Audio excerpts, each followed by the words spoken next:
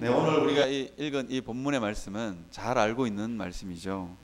니고데모라는 이스라엘의 선생이 예수님께 찾아와서 어떻게 하면 어떻게 하면 천국에 갈 수 있습니까? 그렇게 물었던 본문입니다. 저는 지난주에 정주채 목사님 설교를 들으면서 그 예화로 든 그 망공스님 제자 경허 스님의 그 이야기가 참 제 마음속에 이거 한번 짚고 넘어가야 되겠다 그런 생각이 들었습니다. 왜냐하면 아마 젊은 청년들이 많았을 텐데 그 참 불교가 겸손한 종교로 이렇게 비춰졌을 것 같다 그런 생각이 들더라고요. 안 그래도 기독교가 계속 욕을 먹고 있는 그런 시대를 우리가 살죠. 그런데 이게 그 내용으로만 봐서는 굉장히 젊은 세대들의 마음속에는 불교는 굉장히 겸손한 종교인 것 같다 그런 생각을 했을 것 같아요. 여러분 무슨 내용이냐면 이런 내용입니다. 스님 죽어서 어디 가는지 아십니까? 그렇게 물으니까 스님이 그렇게 대답했다 그래요. 내가 어디서 왔는지 모르는데 어디를 가는지 어떻게 아냐. 그럼 스님 당신의 그 선생님이신 망공 스님은 어디 가신 것 같습니까? 15년 전에 죽은 망공이 어디를 간지 내가 어떻게 아냐고 그렇게 대답했다 그래요. 어떻게 보면 굉장한 겸손한 대답인 것 같습니다. 제가 오늘 이 불교에 대한 이야기를 좀 하려고 하는데요. 우리가 다 알고 있는 성철 스님, 산은 산이요, 물은 물이로다 그렇게 말했던 그 성철 스님이 죽으면서 유언했던, 그러니까 불교에서는 죽으면 마지막으로 이렇게 한 말씀을 남긴대요. 그 마지막으로 한 말씀 남겼던 이야기들을 여러분 하면서 여러분들하고 좀 오늘 본문을 풀어가려고 합니다. 마지막으로 했던 말이 뭐냐면 이런 말씀을 하셨대요. 일생 동안 남녀의 무리들을 속였어. 하늘을 넘치는 죄업은 수미산에 지나치고 산채로 무간지옥에 떨어져도 그 한이 망갈래나 되는데 둥근 수레바퀴 불금을 내뿜으며 푸른 산에 걸렸도다. 그렇게 돼 있어요. 저는 개인적으로 대학 시절에 이 성철 스님의 책을 읽은 적이 있습니다. 읽었는데 이분이 이렇게 이야기해요. 나는 지옥 간다. 그렇게 이야기를 해요. 그래서 오늘 이 본문에도 산채로 무간지옥에 떨어진들 뭐 어떻게 하겠느냐. 그게 내가 지은 죄업인 것을 뭐 그렇게 이야기하고 있는 것 같아요. 하늘을 넘치는 죄업이 수미산에 지나쳤다. 그렇게 이야기를 하고 있는 걸 보면 굉장히 겸손해 보이는 것 같아요. 근데 우리가 잘 생각해 보면 이건 겸손한 게 아니에요. 왜냐하면 굉장히 고집센 겁니다. 제가 오늘 그 이야기를 여러분들하고 좀 하려고 해요. 어느 권사님의 아들이 사업이 완전히 쫄딱 망했대요. 사업이 망하다 보니까 이게 나이가 한 40이 된 이 자기 아들이 이혼도 하게 되고 사업도 망하게 되고 그러다가 어느 날 갑자기 병원에 갔는데 그냥 배가 아파서 병원에 갔는데 사진을 찍었는데 암이에요. 그래서 암이라는 진단을 딱 받은 아들이 병원에서 주는 음식도 먹지 않고 한마디도 하지 않고 3일을 버티더래요. 그러면서 첫 마디를 입에서 탁 열었는데 뭐라고 열었냐면 어머니 저 죽을래요. 그렇게 대답했다고요. 그 말을 들었던 권사님이 그 자리에서 퍽 주저앉았다고 합니다. 얼마나 이 자식이 살아온 삶이 고달프고 힘들었으면 얼마나 이 죽음조차도 그냥 초연해하는 이 자식의 모습이 굉장히 이게 마음이 아팠던 것 같아요. 얼마나 힘들었으면 저럴까. 그러면서 한마디도 하지 않고 있다가 탁 열었던 말이 저 이제 죽을래요. 그러면서 깊은 침묵에 잠기는 거예요. 그런데 이 권사님 아들은 정말 하지 말아야 될 말을 한 것 같아요. 이 권사님 마음이 찢어지도록 아픈 거예요. 그러면서 목사님이 신방을 탁 왔는데 제발 그 말은 하지 말았으면 좋겠는데 한마디 더 한 거예요. 목사님 저 이제 죽을래요. 그냥 이대로 놔두세요. 그냥 기도도 하지 마시고 그냥 가시라고. 그 말을 들어서 또 권사님이 그 자리에서 푹 주저앉았어요. 그리고는 권사님이 이렇게 부탁했다 그래요. 저놈이 제발 좀 치료라도 받을 수 있도록 해주세요. 그렇게 이야기를 했다 그럽니다. 이 이야기를 이렇게 들으면서 제가 이런 생각을 했어요. 참 불효했다 이런 생각이 들어요. 오늘 본문에 보면 하나님이 세상을 이처럼 사랑하사 그렇게 되어 있어요. 하나님이 세상을 정말로 사랑하셔서 우리에게 천국을 주고 싶어한 그 하나님의 마음을 안다면, 지옥이 내 앞에 있다면, 내가 어디로 왔다가 어디로 가는지 모른다면 찾아야죠. 이게 정상적인 인간의 반응입니다. 그 하나님의 마음, 어머니 전 이제 죽을래요. 그건 굉장한 불효죠. 우리가 한번 잘 생각해보고 묵상해 보아야 될 대목입니다. 하나님이 우리를 너무너무 사랑하셔서 천국을 주고 싶어 하세요. 하나님이 우리를 너무너무 사랑하셔서 그 아들 독생자를 아끼지 않고 우리를 위해서 주셨습니다. 그렇다면 그 하나님의 찢어지는 마음, 저는 멸망치 않고 영생을 주고 싶어하는 이 하나님의 마음을 안다면 지옥의 문 앞에 서서 그렇게 말할 수는 없다는 거예요. 그 찢어지는 하나님의 마음, 멸망하지 않고 영생을 얻게 하려 하심이라. 그렇게 오늘 본문은 우리에게 이야기하고 있습니다. 천국을 주고 싶은 그 하나님의 마음, 어쨌든 죽어가는 자식을 살리고 싶은 어머니의 마음처럼 하나님에게도 그 마음이 있다는 거예요. 그 마음이 있는 줄 안다면 그 이야기는 하면 안 되는 거죠. 이 아들이 권사님과 교회의 끊임없는 기도를 듣고 살아야 되겠다 그 생각을 하니까 이런 이야기를 하시더라고요. 살아야 되겠다는 그 이야기를 하고는 어머니에게 살아야 되겠다, 며칠 이렇게 말도 안 하고 앉아 있다가 어느 날 갑자기 어머니도 살아야 되겠다 그러고, 어머니가 펄썩 주저앉는 모습을 보면서 내가 이러면 안 되겠구나, 살아야 되겠구나 이런 생각이 들었는가 봐요. 살아야 되겠다는 생각이 드니까 아프다고 고함을 지르기도 하고 짜증을 내기도 하고, 그리고 자기는 도저히 의사 선생님한테 무서워서 못 물어보는데 어머니에게 가서 한번 물어보라, 어떻게 되는지 한번 물어보라. 이게 이제 삶에 그렇게 하는, 짜증을, 아프다고 투정 부리고 아프다고 신경질을 내는 아들이 너무너무 고맙더라는 거예요. 살려고 한번 발버둥 쳐보는 그 아들의 모습이 너무너무 대견하고 가슴이 아리는 거죠. 자기가 있는 모든 재산을 다 팔아서라도 고치고 주고 싶은 게 어머니의 마음이죠. 동일합니다. 우리도 마찬가지입니다. 그것은 겸손한 말이 아닙니다. 내가 어디로 와서 어디로 가는지, 내가 지옥에 간들 어찌 하겠냐, 내 죄 때문에 가는데 그냥 가야지, 이렇게 대답하는 건 독생자를 아끼지 않고 우리에게 주신 그 하나님의 마음을 제대로 헤아리지 못하는 겁니다. 하나님은 오늘 본문에 보면 하나님이 세상을 이처럼 사랑하사 그렇게 되어 있습니다. 이 세상이라는 단어를 놓고 신학자들이 굉장히 많은 논쟁을 합니다. 하나님이 도대체 누구에게 구원을 주고 싶어 하는 거예요? 이 세상에 있는 모든 사람들인가? 그래 놓고 보면 이게 만인 구원서를 열어놓거든요. 그래서 신학자들마다 굉장히 논쟁이 있어요. 그런데 저는 그 신학자들의 논쟁을 뒤로하고 이렇게 말씀드리고 싶어요. 세상 모든 사람들에게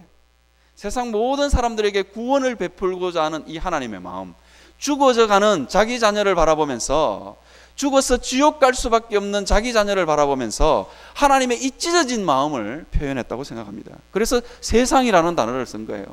신학자들마다 이거 참 세상이라는 단어를 넣고 이 요한복음의 세상이 뭐냐를 넣고 신학자들마다 굉장한 논쟁이 있어요. 그런데 저는 그 굉장한 논쟁을 뒤로하고 하나님이 이 세상에 한 사람도 지옥에 보내기를 원하시지 않는 그 하나님의 마음이 여기에 묻어 있는 거예요. 여러분, 우리가 이 하나님의 마음을 안다면 그렇게 대답할 수 없겠죠. 우리는 길을 쓰고라도 천국을 쟁취해야 되는 사람들입니다. 그래서 예수님은 이렇게 이야기합니다. 천국은 요한 이후로부터 침노를 당한다, 그렇게 이야기합니다. 하나님이 천국을 주고 싶어하는 이 마음이 이 침노를 당한다는 이 말에 잘 스며 들어가 있는 것입니다. 제발 좀 나는 천국을 주고 싶으니까 좀 빼앗아서라도 좀 가져가다오, 그 마음을 여기에다가 표현한 것입니다. 하나님이 세상을 이처럼 사랑하사 독생자를 우리에게 주셨으니 이는 그를 믿는 자마다 멸망하지 않고 영생을 얻게 하려 하심이라. 여러분, 그 권사님 아들이 그렇게 짜증을 내고 그렇게 해서 살았어요. 얼마 전에 저한테 문자가 나왔어요. 새장가 간다고 문자가 왔더라고요. 참 살기는 사는구나.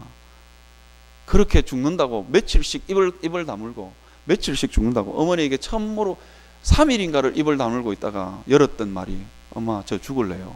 그 말을 했다 그래요. 참 불효 중에 불효죠. 여러분, 우리가 천국을 사모하지 않는 것, 이 땅에 살면서 천국을 사모하지 않는 것은 하나님 앞에 정말 큰 죄입니다.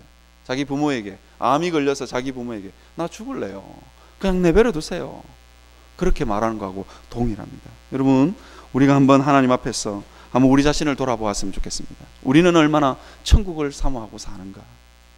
오늘 이 본문에 등장하는 니고데모라는 사람이 나옵니다.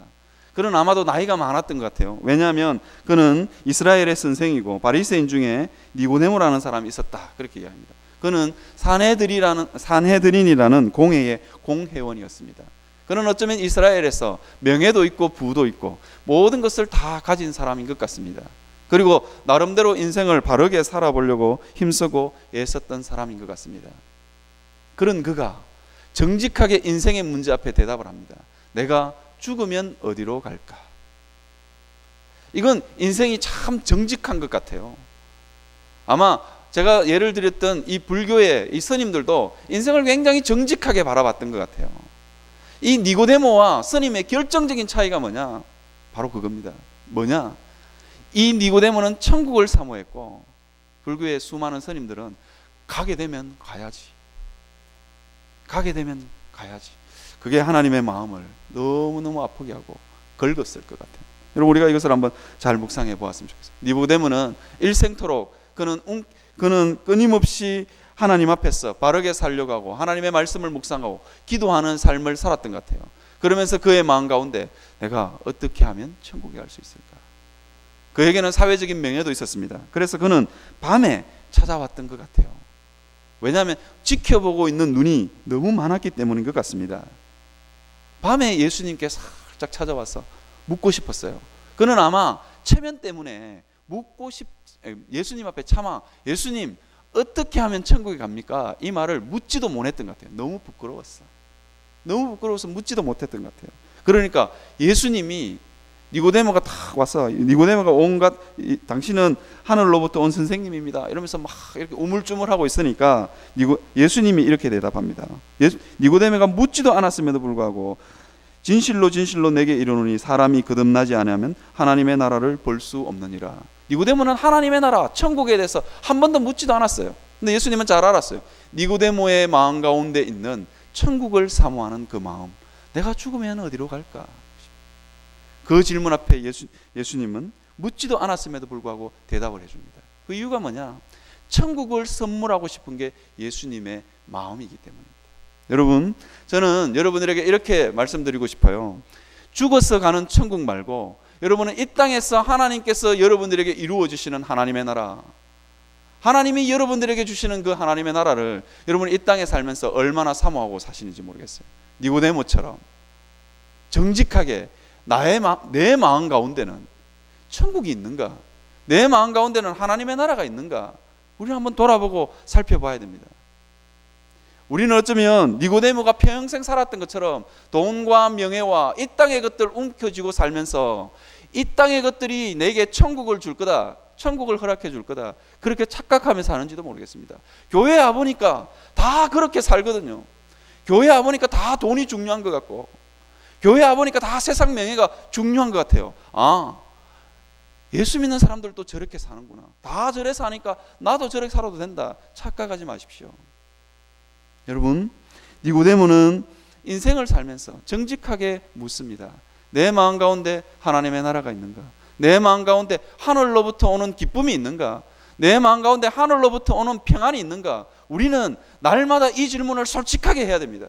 그리고는 하나님 앞에 나와서 기도해야 됩니다. 하나님, 내게는 이것이 없습니다. 내게는 이것이 없습니다. 솔직하게 묻고 솔직하게 우리는 기도할 필요가 있습니다. 왜냐하면 천국을 주시고 싶은 하나님의 마음을 무시하지 않아야 되기 때문입니다. 여러분, 우리는 이 땅에 살면서요, 우리는 부모님의 마음을 거스리는, 부모님의 뜻을 거스리는 것, 그거 참 불효라고 생각하잖아요. 하나님의 뜻을 거스리는 것, 하나님이 정말 내게 주고 싶어 하는 게 뭘까? 천국 아니겠어요? 그걸 무시하면서 사는 건 하나님 앞에 큰 죄입니다. 하나님은 날마다 우리에게 천국을 주시기를 원하십니다. 날마다 예수 믿는 성도가 그 천국의 기쁨을 누리며 살기를 원하시는 게 하나님의 마음입니다. 우리는 대부분 다 그건 죽어서 가서 누리는 거예요. 그건 목사님이나 장로님이나 교회에서 신앙 좋은 사람들이나 가능한 믿음의 세계야, 그렇게 착각합니다. 여러분, 그것은 사단이 우리에게 주는 함정입니다. 그렇지 않습니다. 누구든지, 오늘 본문은 우리에게 이렇게 합니다. 하나님이 세상을 이처럼 사랑하사 이 땅을 딛고 살아가는 모든 사람들에게 천국을 주고 싶은 게 하나님 마음이다. 우리가 이 부분을 한번 여러분 묵상하면서 한번 살았으면 좋겠어요.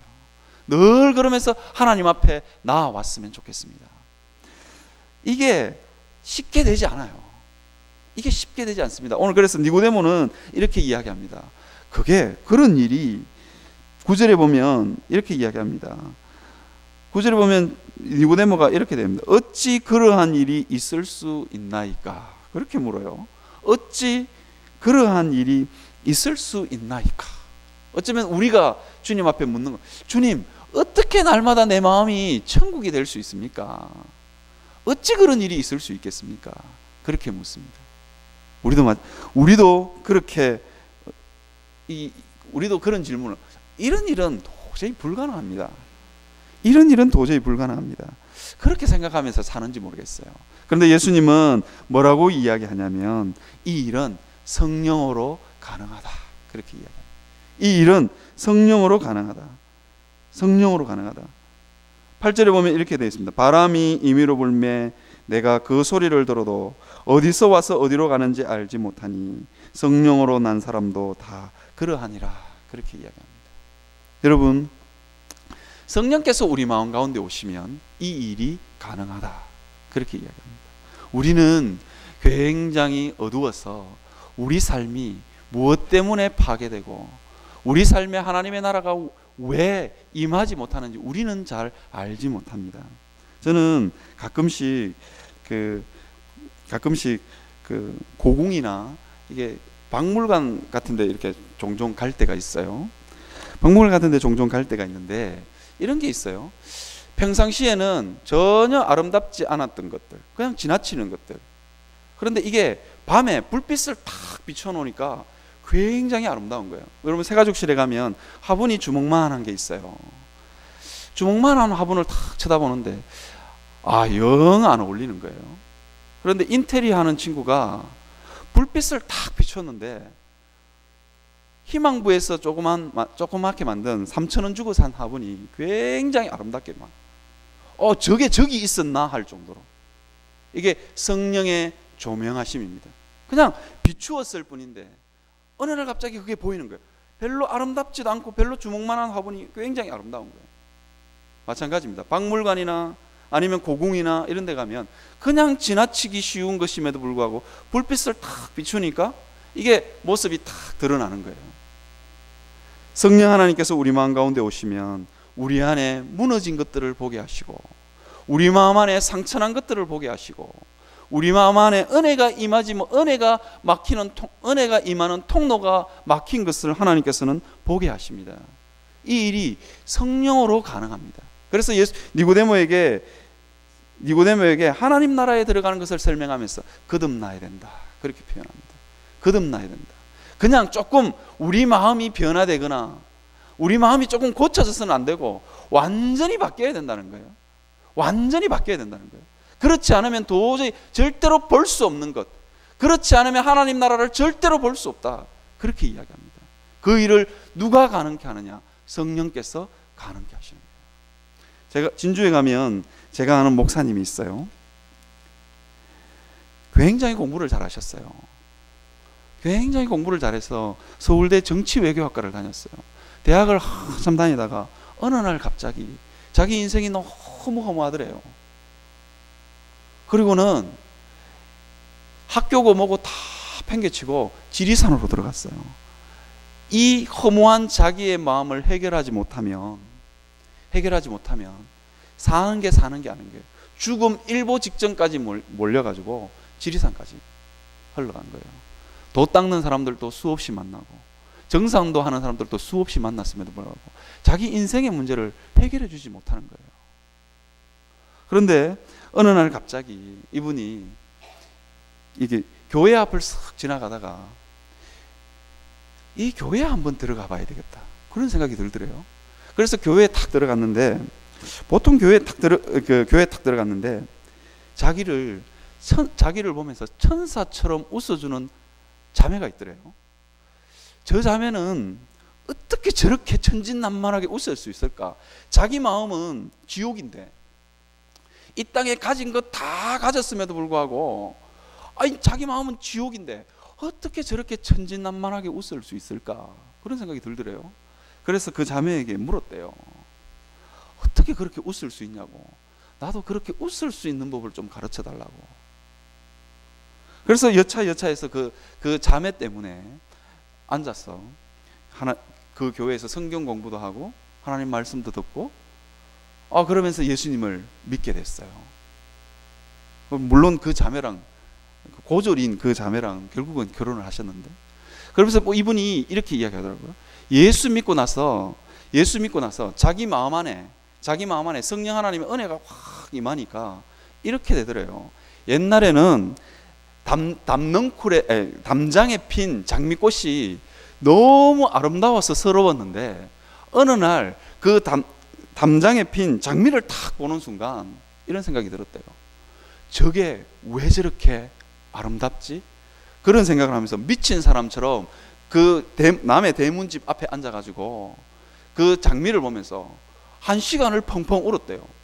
그러면 저는 그 이야기를 들으면서 어떻게 저럴 수 있을까? 나에게도 저게 가능할까? 그런 생각이 들더라고요.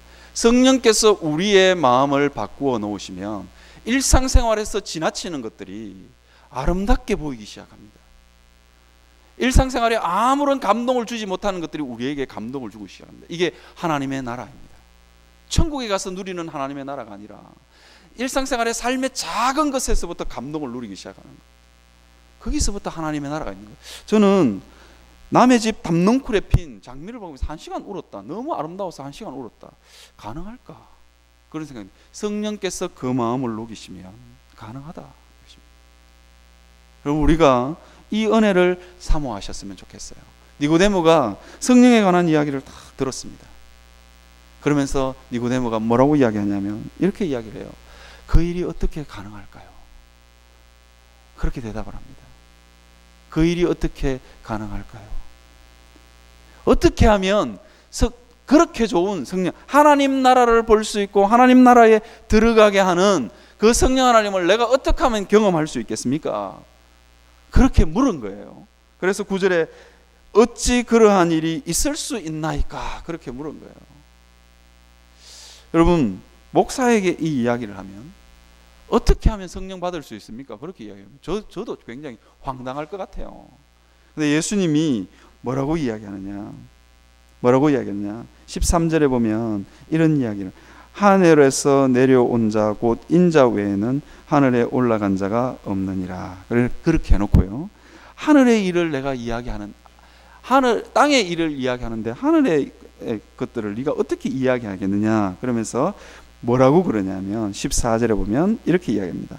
모세가 광야에서 뱀을 든 것 같이 인자도 들려야 하리니. 그렇게 이야기합니다. 이는 그를 믿는 자마다 영생을 얻게 하려 하심이니라. 그렇게 되어 있습니다. 모세가 광야에서 뱀을 든 것 같이 인자도 들려야 하리니. 그렇게 이야기를 합니다.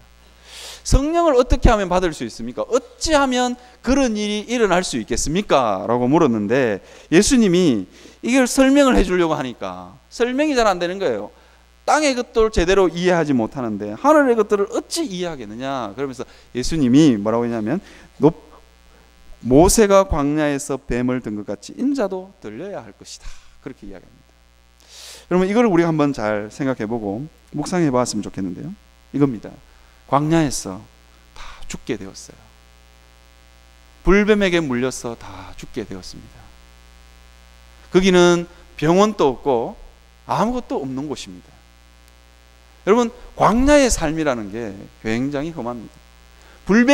불뱀이 있어서 험한 게 아니라 그 땅은 그 자체가 우리의 인생처럼 험한 땅이에요.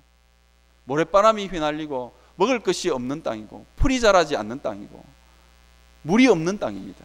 그 땅은 그냥 가만히 있어도 힘든 땅이에요. 그런데 불뱀이 나타나서 이스라엘 백성들을 물었어요. 모두 다 죽게 되었습니다.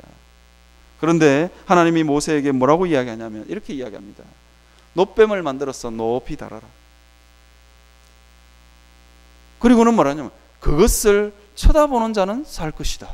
이렇게 이야기를 하는 거예요.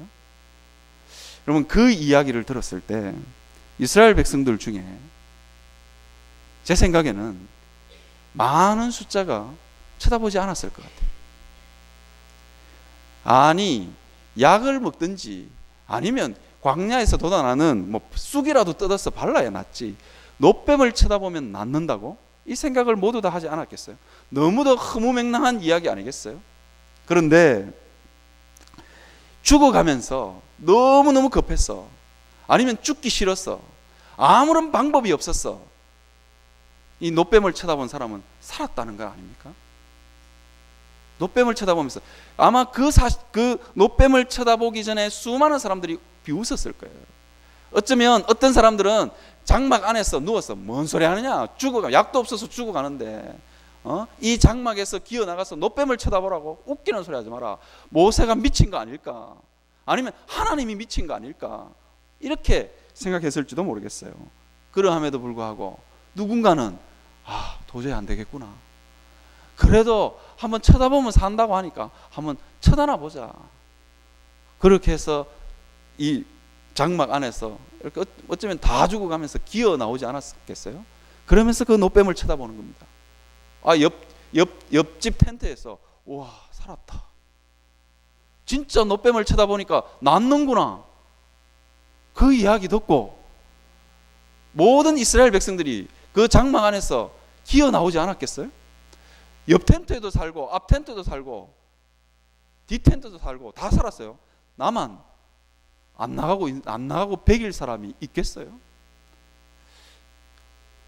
살았어요. 그러니까 허무맹랑한 이야기이긴 하지만 한번 누군가가 제일 첫 스타트를 끊지 않았겠어요? 굉장히 허무맹랑하지만 어쩌면 가장 구석진 곳에 있는 어쩌면 그 구석진 데 있는 텐트에서 기어 나와서 이렇게 쳐다보지 않았겠어요? 나왔다. 그 소리에 한두 사람씩 나오지 않았겠어요? 이것이 놋뱀 사건입니다. 마찬가지입니다. 여러분, 우리가 놋뱀을 쳐다보는 간절한 마음으로 하나님을 쳐다보는, 하나님을 바라보는 거예요. 성령 하나님으로 내 마음이 충만해지는 역사. 누군가는 그 일을 보면서 누군가는 은혜 받아서 충만하더라. 그 이야기 듣고 나도 한번 해보는 거예요. 나도 한번 해보는 거예요. 안 될 것 같지만 해보는 거예요. 이게 믿음입니다. 여러분, 광야에 척박한 삶을 살아가면서 마음만은 굳어지지 않았으면 좋겠어요. 옆 텐트에서 아이고 살았네 이 소리가 들리는데도 나갈 생각을 안 하는 거예요. 그러면 진짜 죽는 거예요. 여러분, 우리는 이 험악한 땅 가운데서 하나님의 나라를 어찌 누릴까? 하나님의 나라를 어떻게 체험할 수 있을까? 그런데 누군가는 경험하더라 하는 것입니다. 그래서 어떤 사람이 그 하나님의 나라를 경험하고 어떤 사람이 성령 하나님의 그 충만하신 역사를 경험하느냐? 광야에 놋뱀을 쳐다본 것처럼 굉장히 허망한 이야기이긴 하지만, 굉장히 허무맹랑한 이야기이긴 하지만 그 하나님을 믿고 놋뱀을 쳐다보았던 것처럼 우리도, 여러분, 목사님이 설교하시면서 여러분, 기도하면 우리가 하나님의 나라를 경험할 수 있습니다. 하나님의 말씀을 부지런히 보면 하나님의 말씀을 경험할 수 있습니다. 그렇다면 간절한 마음으로, 진짜 물에 빠진 사람이 지푸라기라도 잡는 심정으로 한번 해봐야 되는 거 아니겠어요? 그런데 안 해보는 거예요. 안 해보면 광야에 놋뱀을 쳐다보지 않았던 수많은 사람들이 죽어갔던 것처럼 우리도 그러할 수 있다 하는 것입니다. 여러분, 광야에서 놋뱀을 쳐다보는 그 마음처럼 우리도 간절한 마음으로 하나님을 바라보고, 하나님이 내게 이 광야의 삶을 살아가는 나에게 어쩌면 어쩌면 아무것도 할 수 없는 인생이지만 하나님이 세상을 이처럼 사랑하사 독생자를 주셨으니 이는 저를 믿는 자마다 멸망하지 않고 영생을 얻게 하려 하심이라. 하나님이 내게 주고자 하는 게 있구나. 하나님이 내게 나를 사랑하셔서 멸망하지 않고 영생을 주고 싶은 마음이 하나님의 마음이구나. 그 마음을 믿고 여러분 하나님 앞에 한번 간절하게 매달릴 수 있는 여러분들이 되시기를 바랍니다.